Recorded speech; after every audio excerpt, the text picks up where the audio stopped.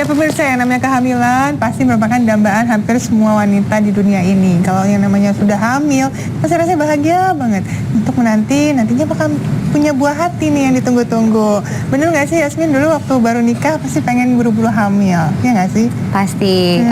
Waktu itu habis nikah, tapi aku baru punya anak itu setelah 2 tahun. Jadi aku setahun pertama itu karena aku syuting dulu, stripping, jadi emang di stop dulu, dijaga dulu. Demi karir ya. Demi karir. Dan honeymoon nih kayaknya. Dan tahun kedua akhirnya kita memutuskan untuk mencoba, tapi baru hamilnya itu setelah setahunan lah. Setahunan. Tapi memang Sarah ini emang kehamilan pertama nih ya? Bukan, Sarah itu kehamilan kedua. Jadi aku sempat hamil waktu 2 bulan setelah menikah, tapi blighted ovum. Blighted ovum. Jadi kehamilan yang tidak berkembang dengan baik ya. Rasanya gimana? Rasanya mendengar diagnosa dokter bahwa ini kehamilan tidak berkembang atau kosong. Apalagi baru nikah tuh.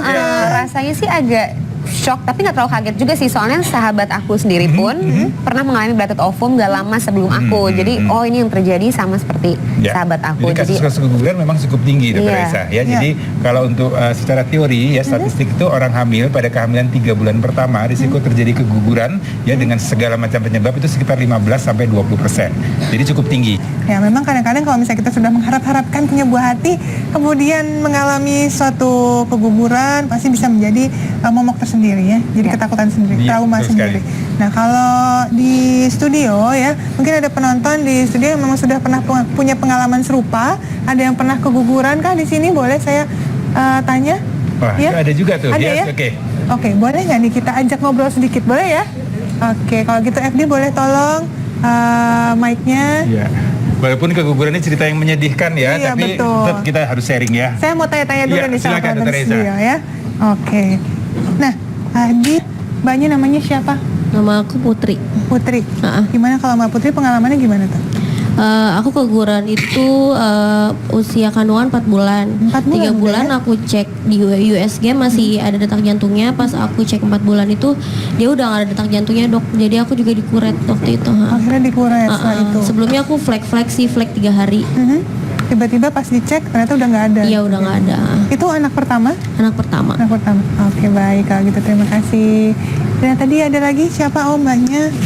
Boleh sharing sedikit ya? Namanya siapa? Nama saya Ira. Iya, Mbak Ira gimana Mbak Ira? Kalau saya pas mau jalan ke 2 bulan, itu tiba-tiba langsung keluar dong. Keluarnya bentuknya? Oh, seperti gumpalan darah. Gumpalan. Iya. Itu juga kata dokter karena kecapean juga, kandungan saya juga karena lemah. Jadinya langsung keluar waktu itu. Langsung dikasih obat. Alhamdulillah keluar semua. Jadi nggak perlu dikuret tuh ya? Udah di USG ya setelah itu ya? Oke, ternyata harus keluar dengan sendirinya ya? Tapi alhamdulillah udah punya lagi. Udah punya anak lagi. Berapa lama tuh jaraknya dari anak pertama ke kedua? Cuma 2 bulan sih, dok. 2 bulan? Udah hamil lagi? Iya, alhamdulillah. Kalau mbaknya tadi boleh saya kembalikan, terima kasih. Tadi jaraknya berarti setelah mengalami keguguran punya anak lagi, jaraknya berapa lama? Jaraknya 2 bulan juga sih, langsung cepat hamil. Cepat hamil lagi ya. Terima kasih atas sharing ceritanya.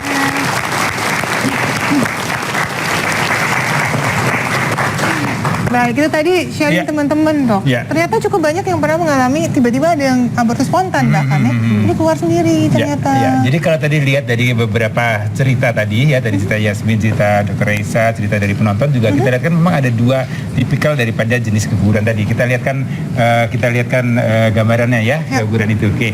Ini adalah gambaran kehamilan pada usia kurang lebih 8 minggu. Jadi kalau keguguran yang sifatnya blighted ovum atau keguguran kosong, biasanya dia kosong, tidak terlihat janin seperti ini.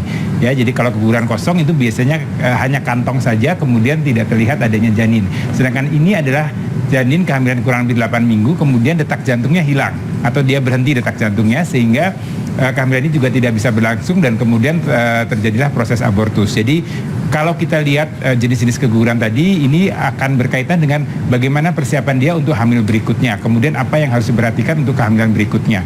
Ya, jadi tetap optimis bahwa kalau sudah terjadi proses keguguran dalam 3 bulan ke depan, ya kita harapkan bisa segera hamil kembali dengan normal. Oke, baik. Dan itu harus dikuret nggak dok? Kenapa?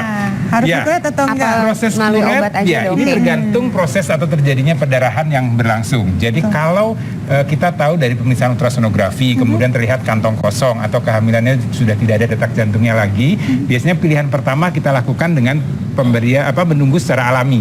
Ya alami, rahim akan berusaha untuk mengeluarkan jaringan tersebut. Kemudian yang kedua adalah dengan bantu dengan obat-obatan. Ya, dengan obat minum biasanya, kemudian kita lihat reaksi obat tersebut, biasanya kita harapkan akan terjadi proses mules, kontraksi, kemudian ada keluar jaringan tadi. Dan yang ketiga adalah dengan cara dikuret tadi. Ya, jadi kalau sudah terjadi perdarahan banyak, memang pilihan pertama adalah kuret. Kalau masih dalam kantong belum ada perdarahan, biasanya kita bisa menunggu, kemudian bisa juga dengan pemberian obat-obatan tadi. Ya. Mungkin buat yang penasaran di rumah sebenarnya kuret itu apa? Ya, kuret oke. itu adalah suatu metode ya, itu biasanya dilakukan di ruang operasi ya, atau ruang bersalin juga Ya, bisa ya.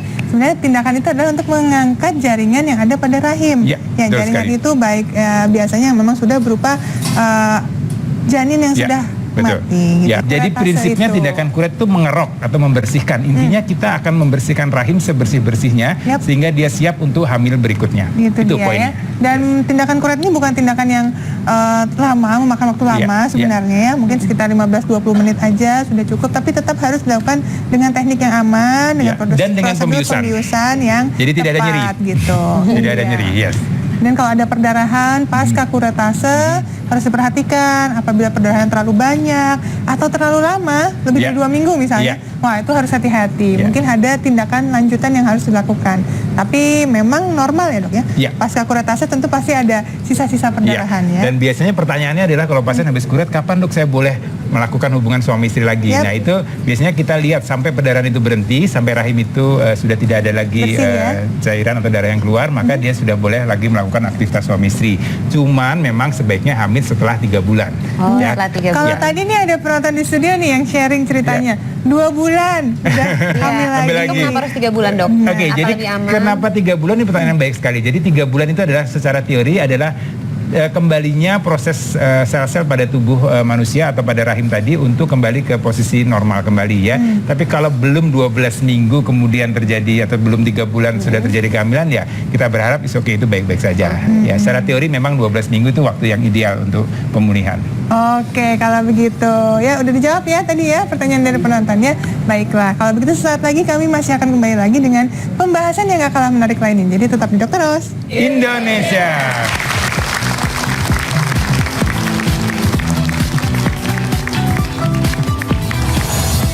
Benarkah PMS mempengaruhi suasana hati wanita? Berikut penjelasannya.